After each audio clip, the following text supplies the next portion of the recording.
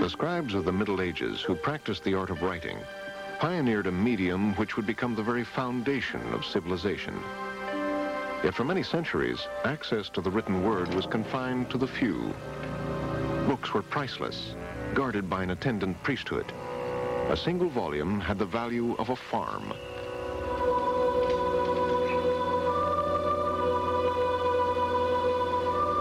Even after printing was introduced, books remained large and expensive. It seemed unlikely that they would ever become available to a wider public.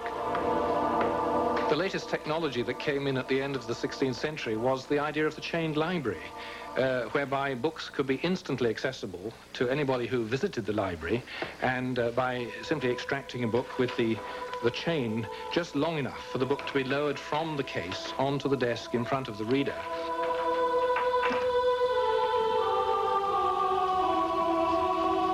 And there the person could study the book as much as they wanted, with no fear of them being able to remove it. For books to become generally available, they had to lose their chains and become smaller and more affordable. Today, books are everywhere, written in hundreds of languages about thousands of subjects. Once the exclusive property of a small educated class, they have become the foundation of modern culture. In the past few years, a competitor to the book has begun rooting itself in the culture of the young, the computer. But when the ancestors of the modern computer first appeared some 45 years ago, they too were fabulously expensive and controlled by a mathematical priesthood. The idea that computers would be commonplace seemed ludicrous, just as ludicrous as the idea that illuminated manuscripts could lead to the paperback book. Even mathematicians found computers very difficult to use. They had to prepare their programs in the arcane language of the computer, punch them onto tape or cards, and bring them to a computer center to be run. And it rarely worked the first time. Say, what's going on here? Something must be wrong with the oscilloscope. There was a skill set that you needed to have to be a really good programmer. You had to be very careful and meticulous and disciplined, because if you made even the smallest errors in syntax, if you misplaced a period or omitted a parenthesis, your entire program wouldn't run, and it would take hours. I just didn't have that kind of skill or patience, and so I found programming on the old big machines to be unbelievably frustrating, and I used to get really angry about it because I couldn't understand why the things weren't easier to use. I think it was bleak. A human being having to punch holes in lots of cards and keep these cards all straight, and then take this deck of what might be hundreds and hundreds of cards to a computer, and you go away and you come back the next day and find out that your program executed up until card 433, and then it stopped because you left out a comma. So you take your deck of cards, you go back and you fix that, and you go back to the computer again, and this time the program got to card 4006, and it stopped because you forgot to punch a O instead of a 0 or some other stupid reason. I think it was bleak. I think it was dehumanizing. This Stanford student film parodied the tyranny of early programming. Unable to get his job done, this frustrated student decides to end it all. If programmers were driven to suicide by computers, what chance was there for ordinary people ever using them?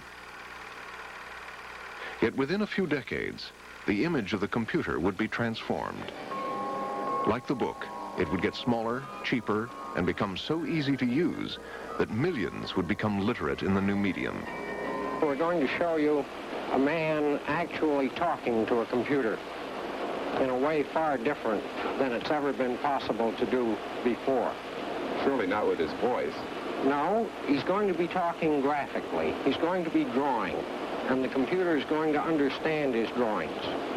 And the man will be using a language, a graphical language that we call Sketchpad, that started with Ivan Sutherland some years ago when he was busy working on his doctoral degree. In an era when almost everybody thought computers were only for crunching numbers, a young graduate student, Ivan Sutherland, used clever software to make the computer manipulate engineering drawings. With Sketchpad, Sutherland created the field of computer graphics, and 30 years ago demonstrated the power of a whole new way of talking to the computer, interactive computing. But would anybody listen? We were off to a fabulous start in 1960 with Ivan Sutherland's Sketchpad, one of the most extraordinary programs ever written. And the amazing thing to me is that this did not start a vast movement. In fact, it just stood there as an example that people would gaze at. They'd look at the movie and say, yeah, gee, well, that's very inspirational. And then they'd go back and do exactly what they were doing, which had nothing to do with interactive computing, because there wasn't any interactive computing. If every one of us does our job well, it'll all go very interesting. A few years later, another visionary, Doug Engelbart, appealed to his colleagues to change the way they thought about computers.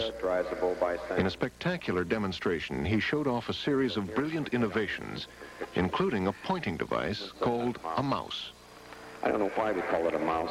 Sometimes I apologize. It started that way, and we never did change it.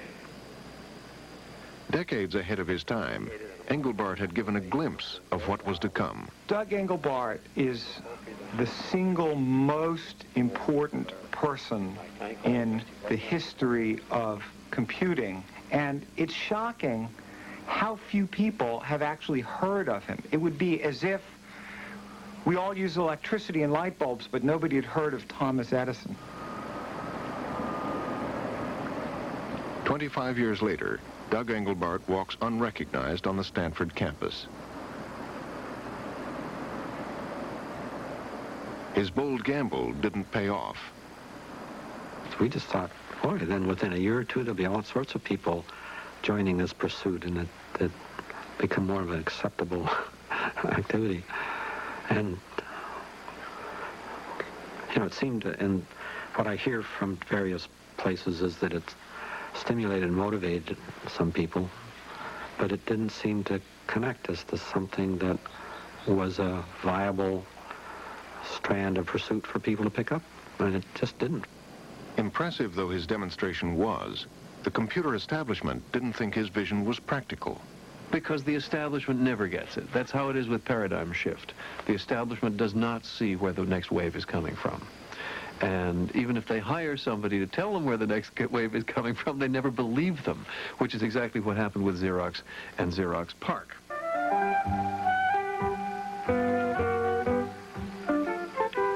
One of the implications of Engelbart's demonstration was the possibility of paperless communication, and that did not go unnoticed in one quarter. Thank you, Debbie. That was fast. Which is the original? I forget. The Xerox Corporation owed its prosperity to paper copying. If one day paper was to be outdated, then they wanted to be part of the new electronic world. So in a visionary act, they set up a research center at Palo Alto in California, Xerox PARC, and agreed to fund it for 10 years. They gathered together many bright young computer scientists and challenged them to make computers easy to use. Feeling that computers would eventually change the office environment, Xerox wanted to investigate how non-technical people might one day use computers. The reason that most of us went to work there was that we felt that this would be an opportunity to bring computing to everyone. Remember, a computer at that time was thought of as something that was very forbidding, difficult, highly technological. You had to be a real expert, and a doctorate to understand. You know, that was kind of the public image. And we somehow had to humanize computers and make them a common object that anyone could use. In the years ahead, this disheveled group of young scientists would seek to create a different way of interacting with a computer. They knew they couldn't do it alone. They had far too much technical knowledge to understand the problems of the ordinary user, but they had a brilliant insight.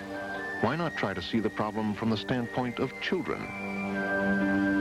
Technical people live in this tiny little world, actually. We like to think it's a big world, but it's actually a tiny little world. And it's full of phrases that we learned when we were taking math classes. And it's hermetic. And it's full of people who like to learn complicated things. They delight in it. And so what you need to have is some way of constantly shocking yourself into realizing that the users are not like us. And children do it really well because they don't care about the same kinds of things that adults do, and they can always go out and play ball. They haven't learned to feel guilty about not working yet. And it forced us to start thinking about how human mentalities might work. The key to making computers easy to use lay in the way children learned. By observing children growing up, psychologists have seen that at different stages, children perceive the world in quite different ways. Very young children explore the world through touch, reaching and grabbing the objects in their world.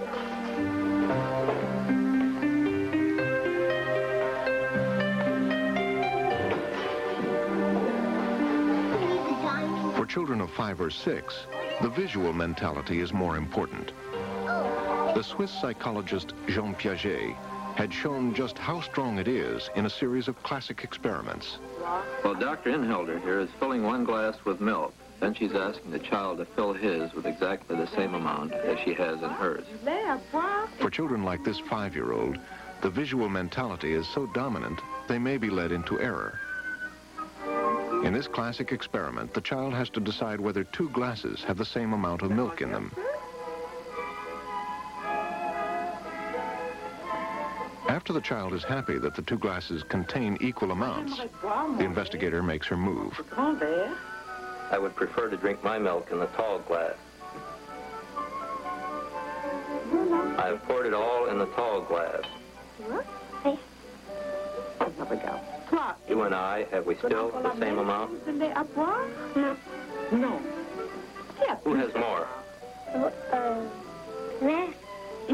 In this glass? But how do you know?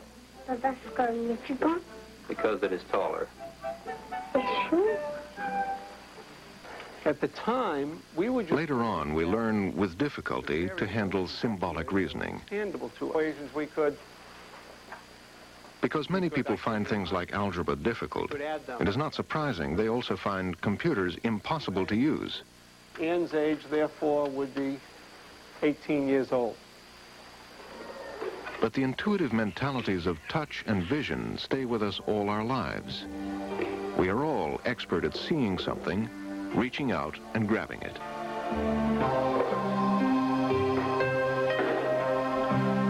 The Xerox scientists realized this was the key to making computers easy to use. By programming the computer to control the elements of a television screen, they created an illusion of a paper-like surface on which pictures could be drawn and animated. Doug Engelbart's mouse, which fit comfortably into the hand, was the perfect kinesthetic device. With it, one could reach out and grab objects on the screen and move them around. Sophisticated software enabled the unfriendly computer to simulate a world the user already understood. This paint program from 1972 made the act of painting on a computer remarkably similar to painting in the real world.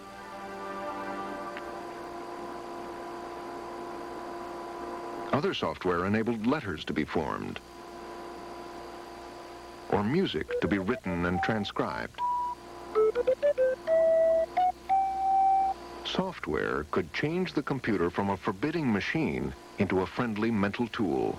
What we realized was that we could create what some people called a user illusion, something that appeared to be a world on a screen. One way to think about it is if you play a video game, there's an illusion of spaceships or of roads and cars, or depending on the kind of game. And the user who gets engrossed in the game starts operating as if they're really working in the real world, when in fact they're only working in this imaginary simulated world created by the sequence of steps in the computer program. So what we realized was that we could create an illusion, for example, of an office with folders and documents and file cabinets in the office, and that instead of having the user learn complicated and unfamiliar technological terms, we could use the metaphor of the office, for example, and talk about opening files and closing files and editing documents and other terms that were much more familiar to people. Consider what can occur in just one window. The paperless letter, edited and error-free, disseminated to any station in the network. By the early 70s, Xerox scientists with their Alto office system had demonstrated the future. Even let you know it has been received. And when hard copy... But at $45,000 each, few users could afford it. This was one reason why Xerox decided not to market it, and why today no one has heard of the Alto computer. The reason no one's heard of it is because it wasn't made into a successful product. Now, are you asking why wasn't it made into a successful product? The short answer is that that research was done in the context of a copier company, not a computer company. And when it came down to it, this copier company was not ready to launch headlong into the personal computer revolution. By itself, the brilliant work of Xerox PARC wasn't enough to change the world of computing. Before computers would become commonplace, they had to become smaller and cheaper. A few miles from Xerox PARC in Silicon Valley, the electronics capital of the world, a revolution was underway. Every year, engineers vied with each other to stuff more and more electronic circuitry onto tiny wafers of silicon. Computers which once filled a room had been reduced to the size of a refrigerator. And in 1971, the silicon wizards went a step further, putting the main circuitry of a computer on a chip. A chip which could be mass-produced. A microprocessor had the power to totally change the economics of computing. Computers need no longer be priceless objects. Microprocessors, if mass-produced, could become cheap enough to be disposable. I had one case where I was being interviewed by somebody from a magazine who kept asking questions about testing. But I realized after this questioning went on for a while that they weren't really talking about testing, they were talking about repair. And they had the idea that somehow somebody was going to have to take their soldering iron and go down inside the chip and try to move wires around. And then once I realized what they were really asking, I said, oh no, it's not like that at all. It's like a light bulb. When it burns out, you unplug it and you throw it in the garbage and plug in a new one. And they were just dumbfounded at the idea that a computer could be so inexpensive you'd think about throwing it away. But in the mid-70s, corporate giants like IBM were not convinced that ordinary people would ever want to buy computers, even if they were small and cheap. Seemingly unaware of the brilliant work of Xerox PARC, they saw their customers as scientific and business institutions. There was a group of technical people on the fringes of the computer establishment, however, who desperately wanted their own computers. Technical hobbyists who had used computers at universities and knew their remarkable versatility. Before the microprocessor, their dreams seemed absurd. Now, perhaps, things would change. In January 1975, the front cover of Popular Electronics featured a computer kit called the Altair for less than $500. The Altair had to be assembled by hand, but at its heart was a microprocessor. If people did want to own a computer, here finally was an opportunity. An opportunity, it turned out, that thousands of people had been waiting for. And what happened was all this pent-up demand, a sort of latent understanding everybody had of what computers could do, suddenly was allowed to burst forth. People drove all night to get their computer kits. And why do people read the popular mechanics magazines? Because they dream of all the things they could do if. And suddenly here was a new if. If only I had this computer, I could keep track of everything, I could learn everything, I could be creative in every possible way. And so it began.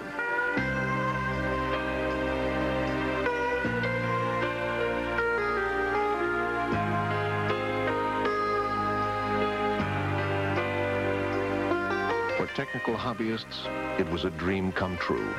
Now they could have their own computer.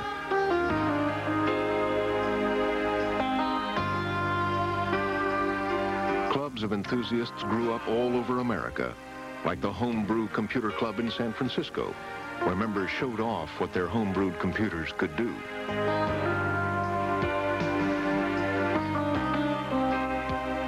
From these modest beginnings came a series of startup companies selling parts for the Altair, and soon, whole computers. By 1976, there were enough of them to hold a convention in Atlantic City. Off in a corner of the convention hall were a group of raggedy-looking guys selling circuit boards. Two of them would become synonymous with a personal computer, Steve Jobs and Stephen Wozniak. As teenagers growing up in Silicon Valley, Jobs and Wozniak had developed reputations as high-tech pranksters, all too eager to snub their noses at authority. Woz and I had known each other since I was about 12 or 13 years old. And our first project together was we built these little blue boxes to make free telephone calls. And we had the best blue box in the world. It was this all digital little blue box. I don't think it works anymore, so. But we had a fun time doing that. So when it came to building a computer together, Woz was the brilliant hardware engineer and focused on the core design of the computer. And I was worrying about which parts we ought to use and how we were going to build these things and how somebody that wasn't a Woz was going to manage to buy all the extra parts you still needed to buy and plug this thing together. So I was not designing a computer with any idea we'd ever start a company, ever have a product, ever be successful. It was just to go down to the club and show off and to own and use. Steve saw the interest, and he started coming up with ideas right away how this thing could be turned into product, how it could be marketed. The two Steves, however, knew little about running a business. Their ambitions might have come to nothing had they not gone to Mike Markkula for help. Markkula was a retired Intel executive who liked helping young entrepreneurs. When he saw the computer they were building, the Apple, he was entranced. And I looked at it and I said, this is the first affordable, useful computer for people. And the two guys really didn't have the background and experience to start a company and make it successful. So I agreed to help them. What happened next is the stuff of legend. The story of Jobs and Wozniak and the rise of Apple Computer is the American dream writ large. For the seed the hobbyists had planted grew quickly into a huge microcomputer industry. Contrary to the expectations of the corporate establishment, people did apparently want to own their own computers, although it was not clear exactly why. Some used them for games, and later scientific and business uses were found.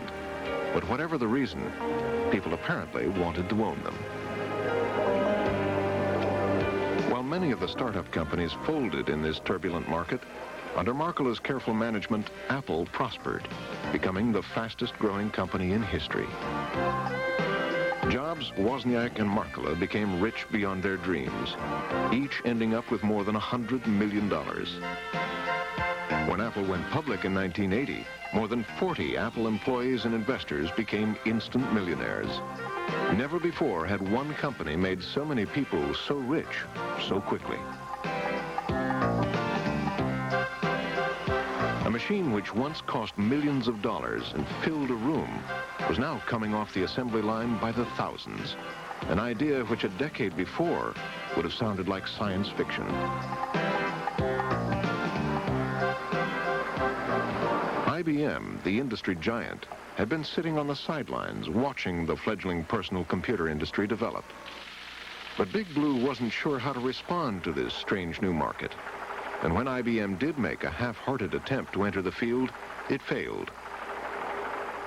Much to the amusement of hobbyists like Lee Felsenstein. IBM put out a personal computer in 1975. People don't know this because they don't talk about it very much. The 5100. They called it the portable computer. It weighed 30 pounds. It was big as a bread box, had a 5-inch screen, could cost $5,000 just to open the box and $9,000 if you wanted it to really do anything.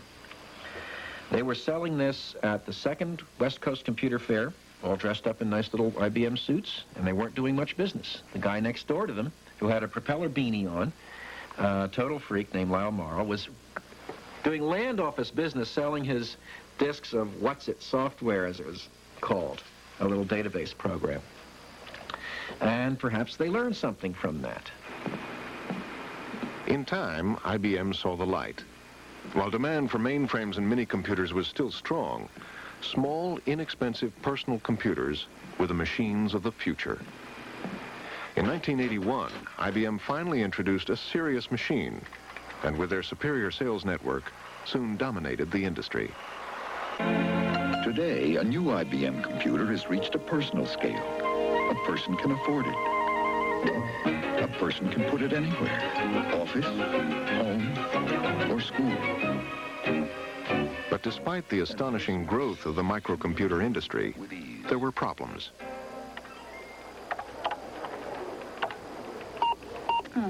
Computers were now small and affordable, but they were still infuriatingly difficult to use.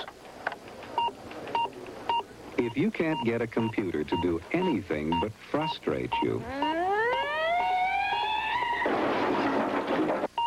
if you're having a hard time understanding computers,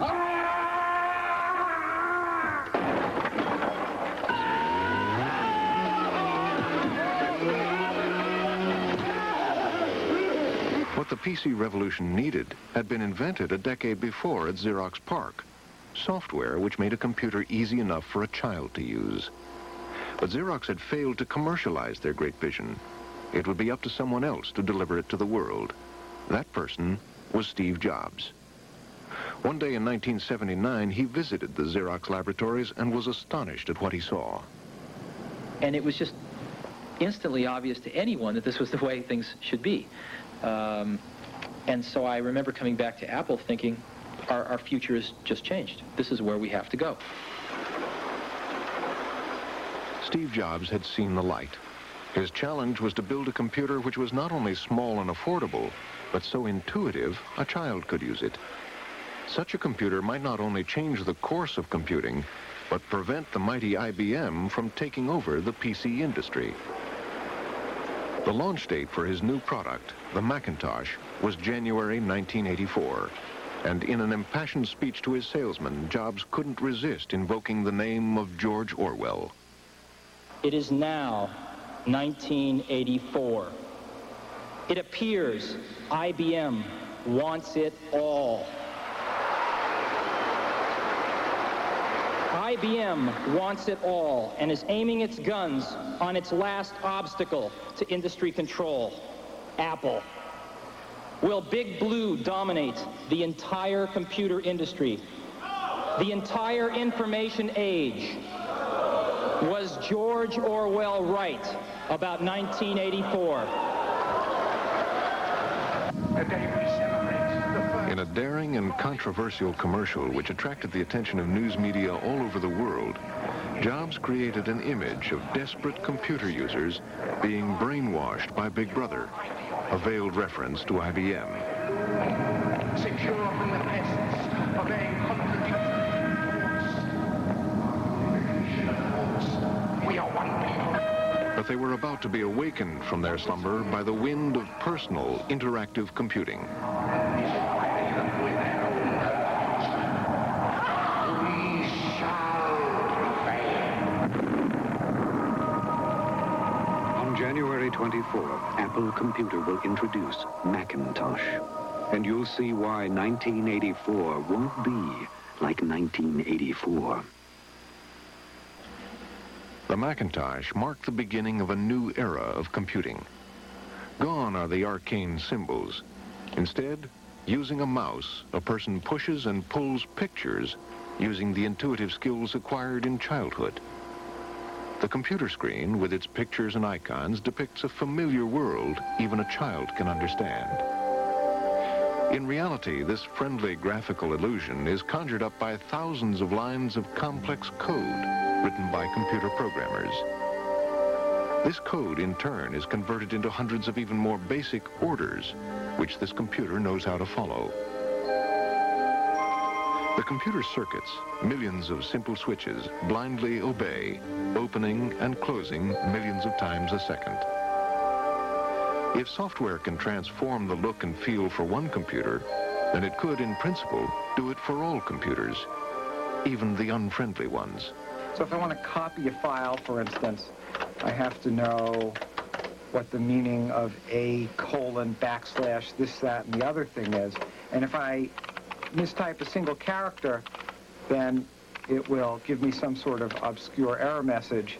Here I got one that says, not ready error, reading drive A, abort, retry, fail. It's kind of cryptic, and it's certainly not very friendly. It's a typical old-style interface. The interesting thing is that simply by changing the software, not the hardware, exact same hardware, an environment can be built that is much simpler, much friendlier, much more graphical. And I'm going to bring that up right now. We'll take a look at it. I have a pointer that I can move around on the screen. I've got a mouse here. I can click on that to make things happen.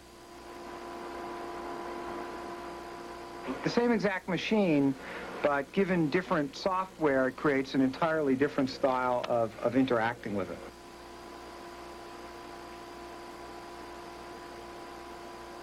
The paradox was that to make a computer easier to use, you needed a more powerful computer in the first place, because you were going to burn a lot of the cycles on making it easy to use. And so this computer that was easy to use was actually more powerful and could do more things. Powerful computers which once filled a room and cost a small fortune now fit on a desk. Once the exclusive tool of skilled programmers, computers were increasingly simple to use. Now it was up to individuals to decide what to use them for. Computers could still be used for arithmetic, but different software could transform the same computer hardware into a drawing machine. Simple commands could scale, rotate, or color a drawing, producing in seconds what would have taken a skilled draftsman hours of work. Other software in the same machine turned it into a musician's studio.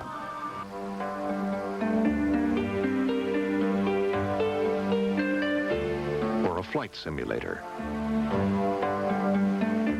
The uses of a universal machine are bound only by the imagination of the users, who now stretched all the way from scientists creating the future to classical scholars seeking better ways of searching and analyzing the literature of the past.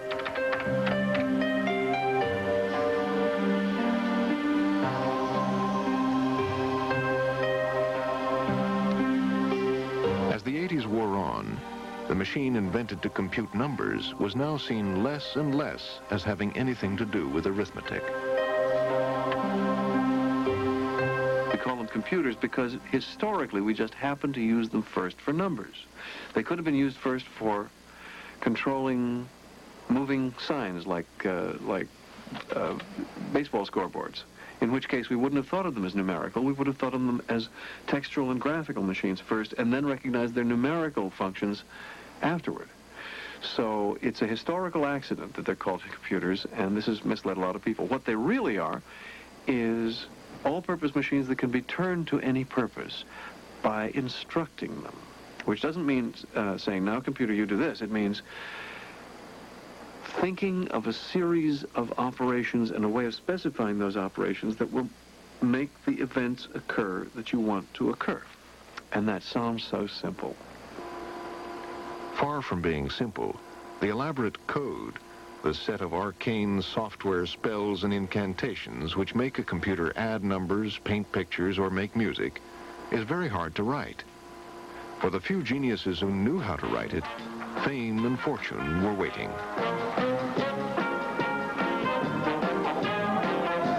And now, ladies and gentlemen, the software dating game. This spoof on the dating game gave an indication of the importance Jobs attached to software. He knew people like these three young software geniuses had the power to make or break a company like Apple. He needed a date with all of them. Software CEOs, could I please ask you to introduce yourselves? Hi, Fred Gibbons, President of Software Publishing Corporation. Hi, I'm Mitch Kapor, President of Lotus. We do a product called 123. Mitch Kapor's Lotus 123 spread like wildfire in the business community. In the 1980s, millions were sold. He became a multimillionaire, leaving the company in 1986.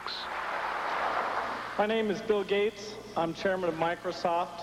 Bill Gates had started programming mini-computers as a kid. After dropping out of Harvard in his freshman year, he went on to form a company called Microsoft, which went from strength to strength. What had begun as a personal enthusiasm for writing programs now developed into a new business with unforeseen dimensions.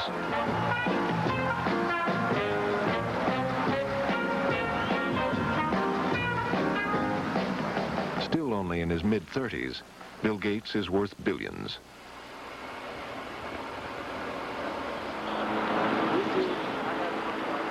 His company in Seattle, Microsoft, employs nearly 10,000 people, many of whom have found fortune in this strange new profession.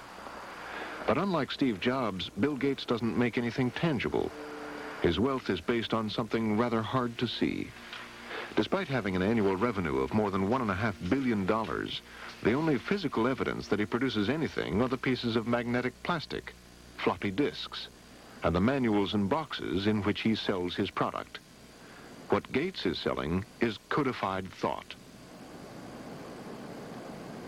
The founders of this new industry have noticed some important differences between building in physical media like concrete and building edifices of code. It's different in that we take on novel tasks every time. It's not like building a certain bridge that is virtually identical to some previous bridge or some previous building. And the number of times those people make mistakes is very small. And first you think, well, what's wrong with us? It's because it's like we're building the first skyscraper every time, or the first, Verrazano bridge. One of the hardest things for programmers to do is write code perfectly the first time. The mistakes they often make are called bugs. Besides giving programmers bad dreams, bugs have caused late releases and product recalls costing billions of dollars. All right, where are we and where do we got to be? We're in a very good place. The number of must-fix bugs is down to about 2 a day. I feel good that in 2 weeks it will be down to, so close to 0 no one will care. Chris Peters, one of Microsoft's software supremos, has called his programming team together to discuss the final days of work on their latest software product, a financial spreadsheet. The program that we're all working on now is 500,000 lines long, and there's no room for error. Because there is no reality behind it, you're just typing it. The complexity can be machines that like no human has ever seen before. I believe that these things are, like the project I'm working on now, is far more complex than a 747 is. A few miles away at the Boeing factory, engineers turn out hundreds of planes each year. A 747 has 6 million parts, which have to be put together correctly. But at least when something goes wrong, you have a good chance of finding it.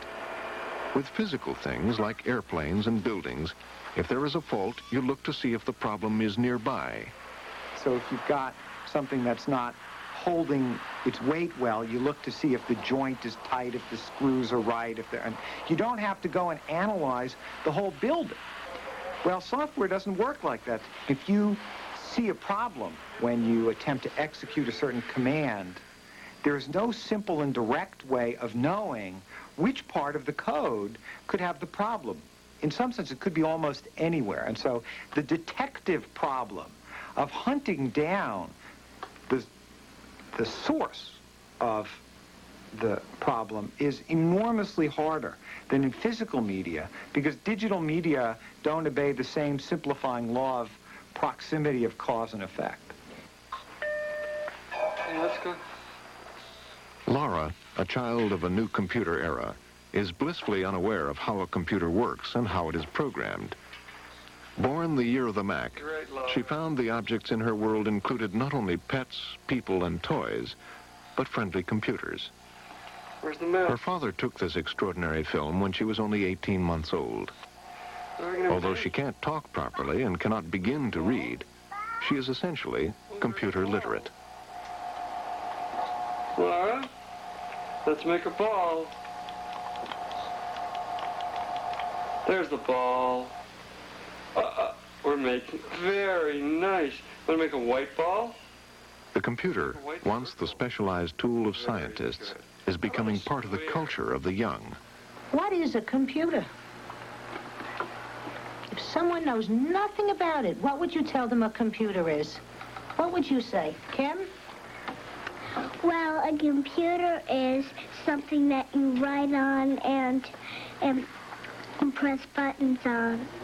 All right, so it's something that you can write with. What else can we do with computers? Make designs. How do we make designs on the computer? Well, you press some buttons and then you can make a design. It's something that's like a TV and you could make pictures with it and it helps you to read. For a new generation of children, the computer was a familiar object in their world. And not knowing anything of its history as a room-sized number cruncher, they had formed their own image of what it was for. How it worked was of no interest to them. What mattered was what they could do with it. Since they used computers for things like drawing, writing, and reading, they saw it as more like a pencil and paper than a machine. No, that was my turn.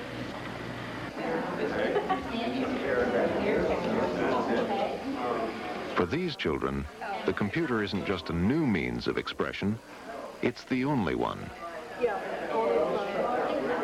These children who are physically and learning disabled have one thing in common. You know what to do. That's right. The traditional medium for representing ideas, the book, is largely unavailable to them. Print materials are like stairs. Print materials are inaccessible to a lot of kids. Kids who can't turn pages, can't hold a book. Kids with dyslexia who can't read words. Remember that? Kids who can't hold a pencil or who can't spell or whose handwriting is very poor. Look, I tried something new, though. If print materials are like stairs, then the computer can be thought of as a mental ramp, which gives children access to a world of ideas from which they have been excluded. And these are your choices. That reads it. Matthew Huggins is a very intelligent 7-year-old. Foghorn or mystery noise. Because he was born with cerebral palsy, he is unable to control most of his muscles, unable to open a book or turn its pages, unable to speak his thoughts and ideas. His keen intelligence is trapped inside an unresponsive body. I know what you're doing. You're finding out if they went on TWA, right? Am I right? Yes, I thought so. A few years ago, Matthew would have been sent to a special school. But by taking advantage of the computer's remarkable versatility, he is able to attend a public school with other kids his age. The same books other children open and turn can be scanned into a computer, where he can control the page turns with his chin. Take a look at your calendar. When you have someone like Matthew, who essentially his motor system is not going to work, he can't be an athlete, but he could be an architect, a musician, and the computer has become something that really can offer almost anything to anyone. I would want to be a captain in the army, especially to fly a copter or a plane with IJs. And I would give pizza to my men, and I would change the course of the world.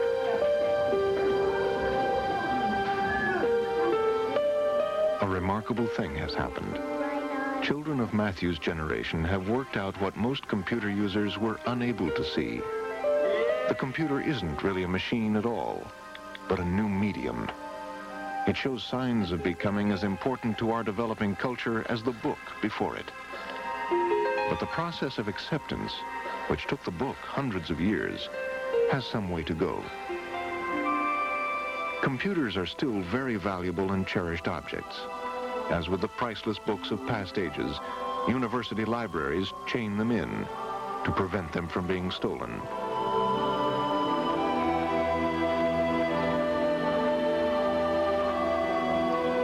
If chained libraries gave way to paperback books, what will the computer of the future be like? Computer manufacturers are not hesitant in coming forward with their visions. Most see a world where computers are much smaller and more powerful, where we interact with them by speech. Let's see noise test 3 again. Okay, change the nozzle dimensions to the ones in noise test 3. A world where computers are completely taken for granted. Through the cracks in the Earth's crust, and the cracks are called fissures. I knew that. What's it really look like? This is what a volcanic eruption looks like in real life.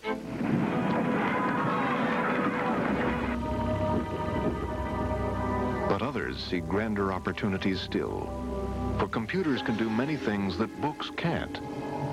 Computers can conjure up powerful visual illusions.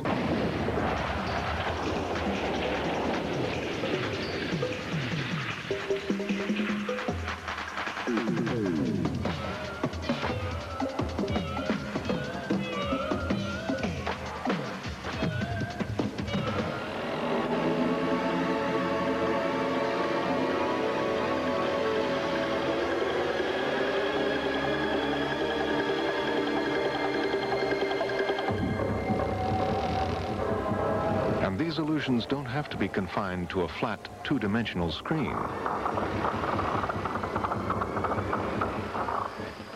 In 1965, the pioneer of computer graphics, Ivan Sutherland, realized computers held the key to a much richer kind of visualization. He wondered what it would be like to reach through the screen itself and surround himself in a simulated world. This experimental helmet gave the user the illusion of being inside a three-dimensional world. As he moved his head, so the pictures changed accordingly.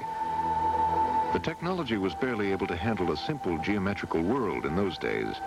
But 25 years later, at the University of North Carolina, a group of scientists inspired by Sutherland's idea have brought this art to a level where it can be demonstrated. This is a head-mounted display, which consists of a pair of small TV displays connected to a helmet and a small tracking system, which allows the computer to determine where the helmet is in position and orientation at every instant. And using these two technologies, we can program computers to give the feeling to the user who's wearing this of being immersed in the computer-simulated environment. So instead of looking at the computer-generated image on a standard TV set on a tabletop, we're inside that world. And instead of walking through the world by knobs and buttons and rotators, we're able to just walk through the world by looking around. And so this particular application is one in which we are walking around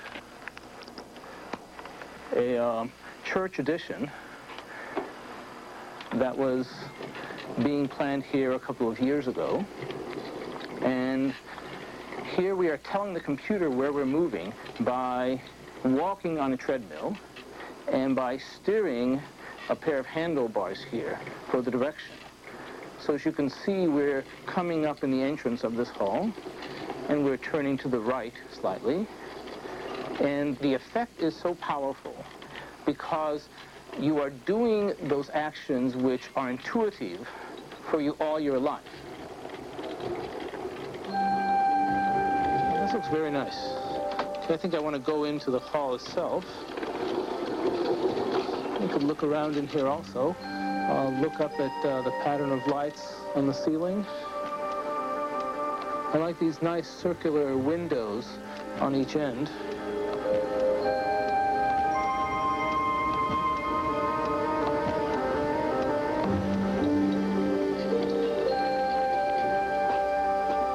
Before this building was completed, people had walked through it.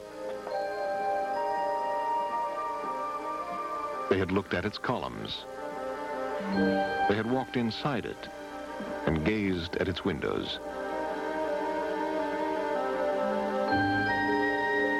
Virtual worlds can be about real things like buildings, but they can also help us to visualize and understand worlds we've never seen. And over on the right is a small molecule called methotrexate, which is one of the inhibitors for this molecule, so that I can move it in space. I can bring it over near the enzyme, and also I can turn and twist it, and I can walk it inside this cavity. Now I let it go inside the cavity, and all of the things show colors. I can go in and stick my head right in the middle of it. I'm back in the active site now. And you can go right through and come out the other side. It feels a little strange. Of course, you don't feel the molecule. You don't actually bump into it, but it seems that way. That we wanted a room-filling molecule. Why? Because it's hard to navigate your way around a big protein. And if you put the C-terminus down in this corner of the room, and you put the N-terminus over in that corner of the room, and you know the room, well, you can find your way around in the molecule. It takes on a reality of space that lets your kinesthetic memory help you navigate in it. With virtual worlds, we can experience people's thoughts. We see them, we walk through them, and in the future, touch feedback will enable us to feel thoughts as well. Right, you see, I'm walking right in space. You see, I'm looking down right on top of this right now. Yes.